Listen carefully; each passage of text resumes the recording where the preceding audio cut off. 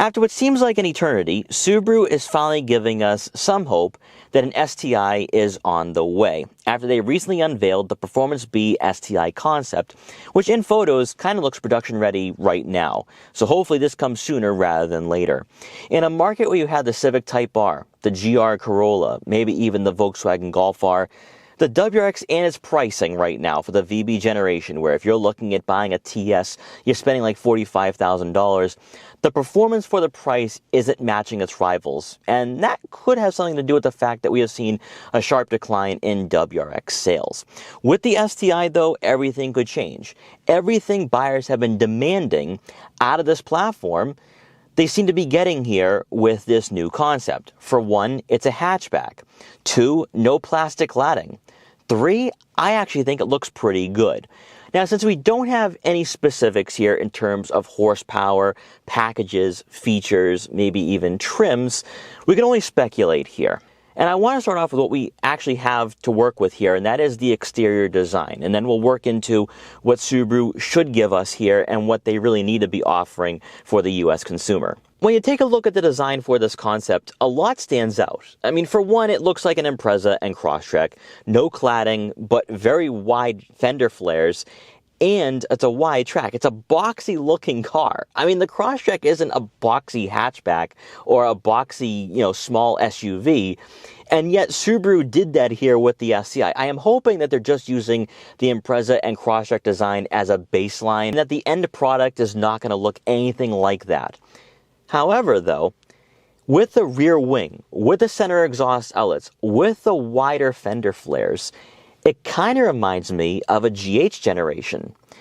And in some ways, the way it's styled, it looks like a WRX STI that Paul Walker would have driven in Fast and Furious 4 and Fast and Furious 7. So this might actually do very well with STI loyalists and younger buyers. Exactly what Subaru needs here, because the WRX is kind of floundering here. It's not doing too well in this market. Now, when you take a look at those fenders, though, I know I'm harping on this. What do they look like they come off of? I'm going to give you a second there.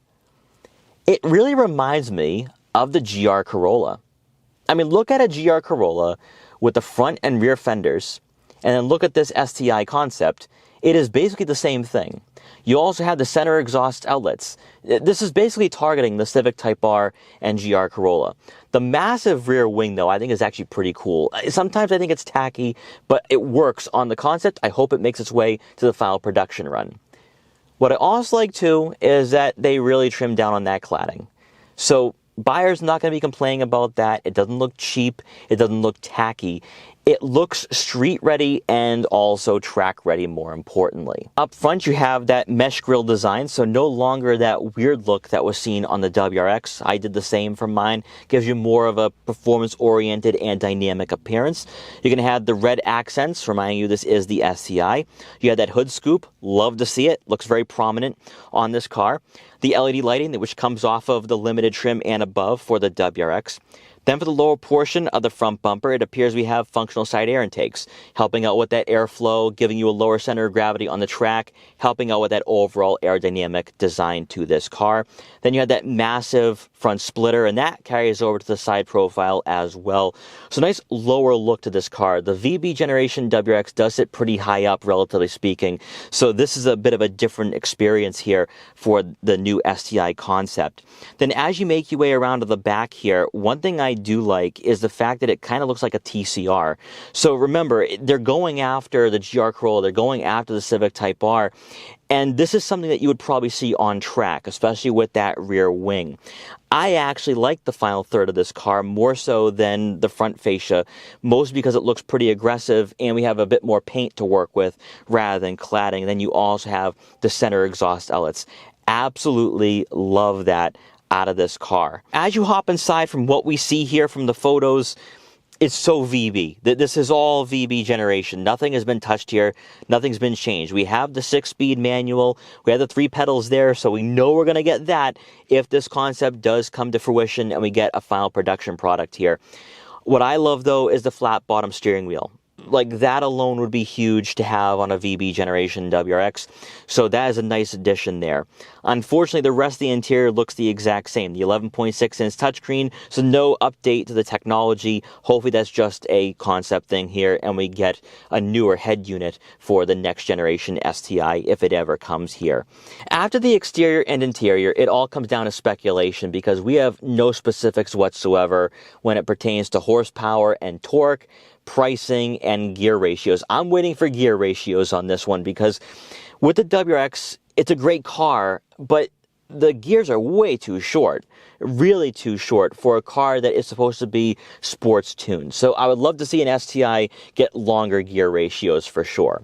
We can't assume that we're going to get a Boxer 4-cylinder engine, so at least we have that. Not hybrid, not electrified, so thankfully one last STI that is going to be fully gas-powered. We know that we're going to get an STI-tuned suspension, which, to be quite honest, I can only speculate as to what that's going to be like here, because the WRX for this generation, I'm amazed by its cornering ability. I'm amazed by the rigidity, the stiffness, and just how much it can give you. I was on some winding back roads in Vermont a couple of days ago, and I was taking a corner really sharp. And there was no tire squeal, and in fact, there was really no body roll. This car can give you so much more. It is dialed in for track use and for spirited driving. An STI-tuned suspension would be even better, probably even legendary in this class if Subaru does follow through with an STI for this generation. And lastly, and this is probably more of a demand than anything else, we gotta get a better exhaust system here out of the STI. It's gotta sound better. You gotta have that STI rumble. We don't have that here with the WRX. It requires aftermarket support. So hopefully we get a car that is more dialed in, more performance oriented, cooler, and also I think more fun as well from the factory. Design-wise, though, I would like to see some changes. I don't want to see an Impreza and Crosstrek out of the STI. It looks like an Impreza with wider fenders. That needs to change. But aside from that, though, it is a very exciting time to be a WRX and STI loyalist because Subaru listened. That's really all we wanted. Subaru is giving us a hatchback here. They're giving us a 6-speed manual. They're going to give us a full gas-powered model. They're delivering here. Now it just comes down to how long are we waiting, and also if the final production model is going to look like the concept, which, to be honest, I think it's probably closer to production ready than having major overhauls over the next 6 to 12 months. In fact, I wouldn't be surprised if we see a final production model hit showrooms late next year or early 2027. But guys, let me know what you think in the comment section below, especially for my fellow VB generation WRX owners. Are you now going to wait for a new STI, or is this possibly a disappointment? Let me know. But guys, once again, thanks so much for watching. Take care, and I will see you guys next time.